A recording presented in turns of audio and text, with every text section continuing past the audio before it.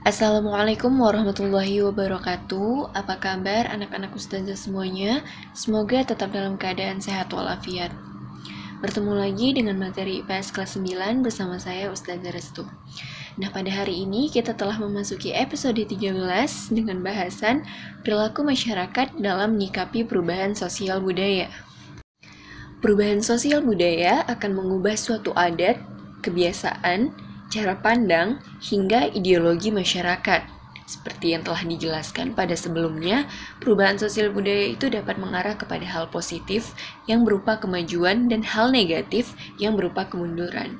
Hal ini tentu saja akan mempengaruhi pola perilaku masyarakat. Adapun perilaku masyarakat dalam menyikapi perubahan sosial budaya yaitu modernisasi dan westernisasi. Yang pertama kita membahas modernisasi.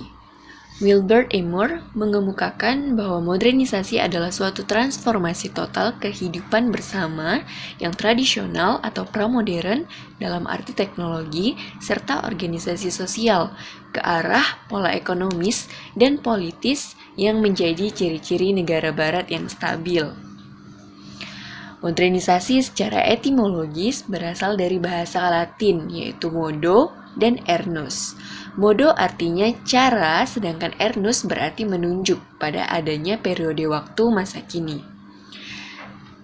Modernisasi merupakan upaya yang bertujuan untuk menyamai standar yang dianggap modern baik oleh masyarakat maupun oleh penguasa. Secara sederhana dapat dikatakan bahwa modernisasi ini adalah proses perubahan dari cara-cara tradisional ke cara-cara baru yang lebih maju, di mana dimaksudkan untuk meningkatkan kesejahteraan masyarakat. Modernisasi ini identik dengan industrialisasi dan kemajuan pertumbuhan ekonomi. Modernisasi sebagai proses perkembangan memiliki pengaruh yang tidak bisa dikendalikan dan bersifat global. Modernisasi membawa pengaruh langsung maupun tidak langsung pada kehidupan masyarakat. Lahirnya modernisasi merupakan hasil kemajuan ilmu pengetahuan dan teknologi yang terus berkembang.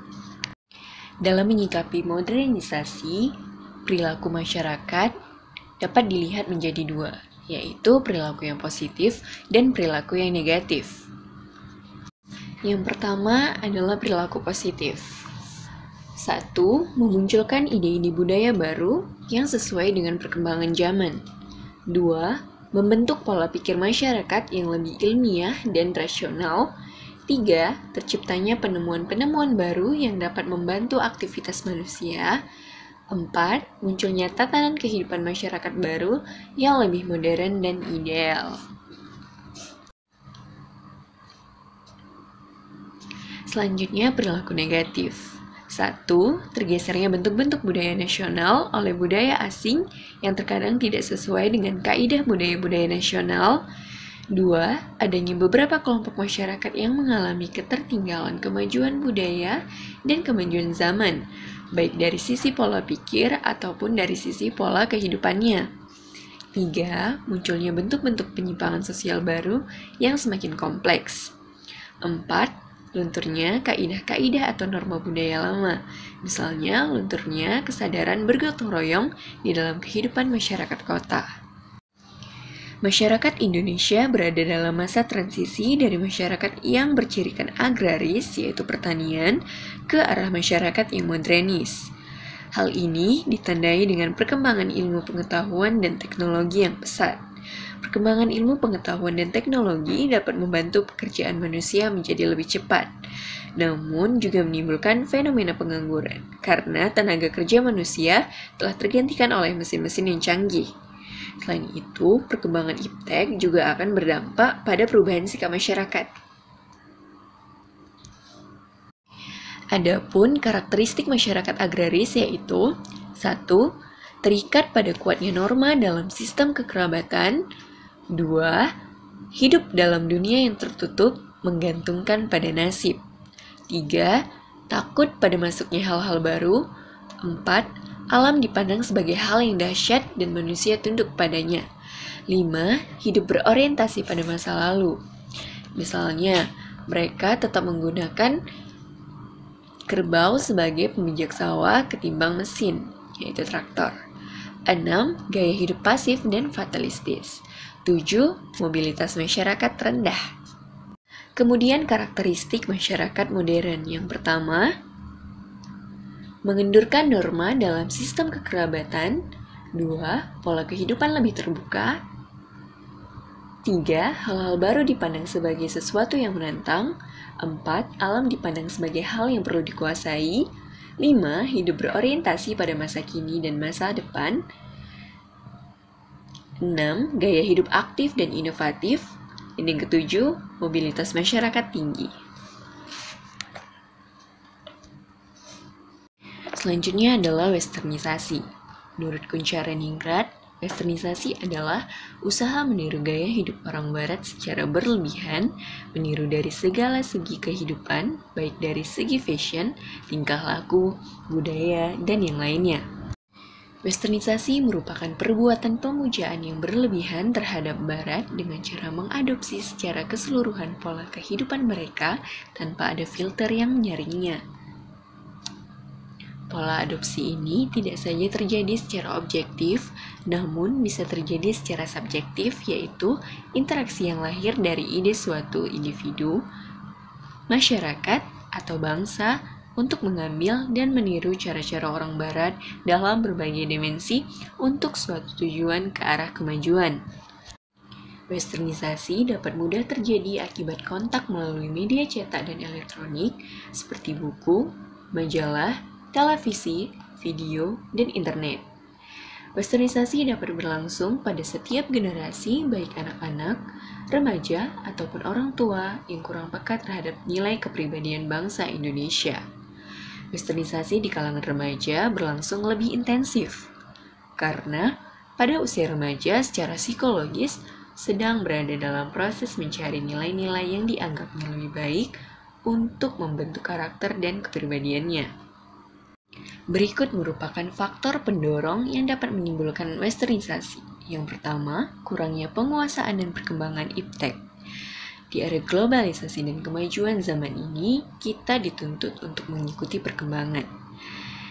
Jika kita tidak mampu menyesuaikan diri ataupun beradaptasi, pada kemajuan zaman akan terjadi penyalahgunaan akses teknologi akibat pengaruh paham Barat yang dianggap salah dan melanggar norma di dalam masyarakat. 2. Masyarakat yang bersifat konsumtif terhadap barang-barang luar negeri. Pada saat ini telah memunculkan sistem perdagangan bebas sehingga hal ini dapat menyebabkan masyarakat cenderung konsumtif dan lebih menyukai produk asing daripada produk dalam negeri dan akan berdampak pada lemahnya industri nasional. 3. Masuknya budaya barat dan akulturasi budaya.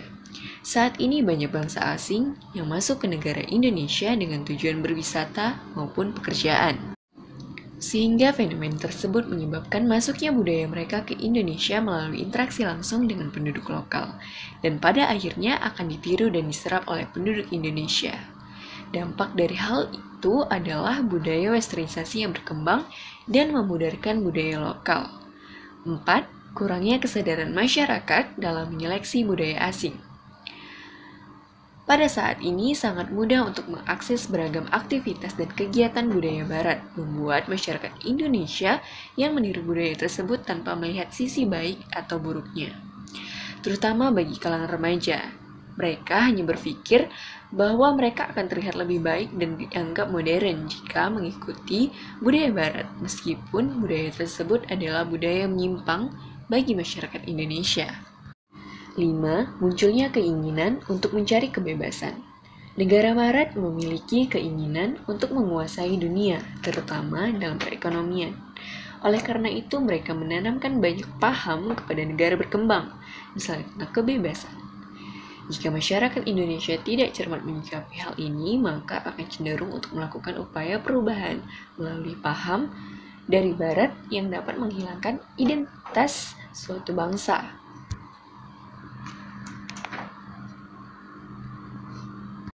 Dan yang keenam, meniru gaya hidup kebarat-baratan. Masyarakat Indonesia, terutama kalangan remaja, sangat rentan terpengaruh oleh gaya hidup Barat. Mereka seringkali meniru artis luar negeri yang menjadi idolanya. Hal tersebut lambat laun akan membentuk gaya hidup yang tidak sesuai dengan nilai-nilai budaya bangsa. Westernisasi memiliki dampak positif dan negatif. Adapun dampak positifnya adalah 1. Dapat menguasai iptek, 2. Perubahan tata nilai dan sikap, 3. Berkembangnya iptek, 4. Terjadinya akulturasi budaya sehingga tidak mengalami kebosanan budaya karena masyarakat selalu menginginkan hal-hal yang baru. 5. Dapat mengikuti mode pakaian dan gaya hidup yang sedang populer. 6. Penggunaan bahasa lain dan komunikasi dalam meningkatkan wawasan ilmu pengetahuan. 7. Memunculkan ide-ide baru yang dapat membantu kemajuan iptek. Sedangkan dampak negatifnya yaitu 1. Masuknya paham barat yang dapat merusak moral bangsa. 2. Lunturnya jiwa nasionalisme bangsa. 3. Adanya sikap individualistik. 4. Adanya kesenjangan sosial. 5. Melunturkan semangat cinta dan budaya tanah air. 6. Gaya hidup yang bersifat konsumtif. 7. Mencari segala sesuatu yang instan. Dan yang terakhir, budaya barat dikenal dengan konsep liberalisme yang mengakibatkan munculnya seks bebas, pornografi, dan yang lainnya. Adapun untuk mengurangi dan menghindari perkembangan westernisasi di Indonesia dapat dilakukan dengan beberapa cara. Yang pertama, dengan memberikan pemahaman kepada masyarakat, terutama para pemuda, terhadap arti penting dari nasionalisme. 2. Mengenalkan budaya asli Indonesia dan mengajarkan atau melatih para pemuda untuk mencintai dan melestarikan budaya Indonesia. 3. Melakukan penyaringan terhadap budaya asing yang masuk ke Indonesia. Mana yang dapat diambil dan mana yang tidak dapat diambil. Dan yang keempat, memberikan pembekalan keimanan kepada masyarakat, terutama pemuda, agar tidak terpengaruh oleh budaya atau gaya hidup yang tidak sesuai. Berikut adalah tugas. 1. Menurut pendapatmu, apa yang dimaksud dengan modernisasi dan westernisasi? 2. Berikanlah contoh westernisasi yang terjadi pada masyarakat. Demikianlah materi yang dapat Ustazah sampaikan hari ini. Mudah-mudahan anak-anak Ustazah dapat memahami materi yang telah Ustazah sampaikan. Sampai bertemu di materi selanjutnya. Wassalamualaikum warahmatullahi wabarakatuh.